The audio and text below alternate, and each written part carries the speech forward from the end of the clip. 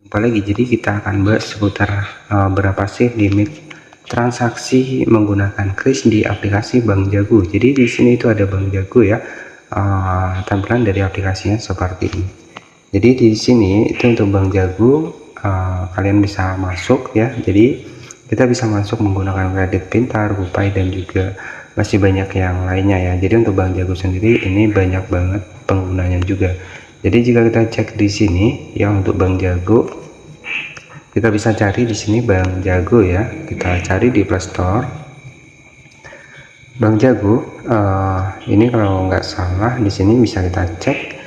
Di sini itu sudah 10 juta pengguna dan rating 4.7 ya. Dan apakah di sini menyediakan sebuah fitur kris? Jika kita cek di tentang aplikasinya, jadi di sini sudah menyediakan sebuah fitur kris ya. Di sini kemudian juga gratis top up e-wallet ya, e-wallet GoPay di sini juga ada. Dan di sini juga terintegrasi dengan aplikasi finansial seperti Bibit, GoBit, GoPay, Tokopedia, Kredit Pintar, yang tentunya di sini versi dari investasi ya. Kemudian di sini bayar transaksi non tunai tinggal scan dengan menggunakan kris ya. Jadi berapa sih untuk limit ketika kita transaksi menggunakan kris di aplikasi Bank Jago? Untuk lebih lengkapnya kita tinggal masuk di Google Chrome, kita masuk di website resmi dari Bank Jago. Jadi untuk transaksi menggunakan kris sendiri, di sini untuk limit minimum transaksi itu sekitar Rp1 ya. Jadi sudah jelas ya, untuk limit minimum itu sekitar Rp1.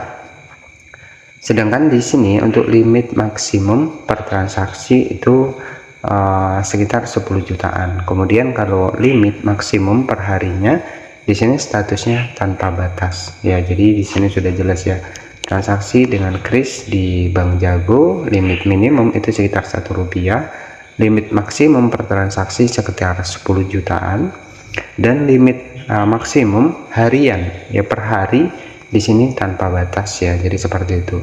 Jadi di sini kan ada berbagai transaksi yang bisa kita cek di sini ya. Transaksi di merchant, kemudian transaksi dengan kartu debit Jago ini juga bisa. Dan yang paling banyak mungkin yang sering digunakan adalah di bagian dari fitur kris ya. Jadi kris ini tuh lebih mudah dan juga lebih simpel jika kalian menggunakan fitur kris ya. Jadi seperti itu untuk pembahasan kali ini seputar transaksi dengan kris di Bank Jago. Itu berapa sih limitnya di transaksi kris ya. Jadi sudah jelas.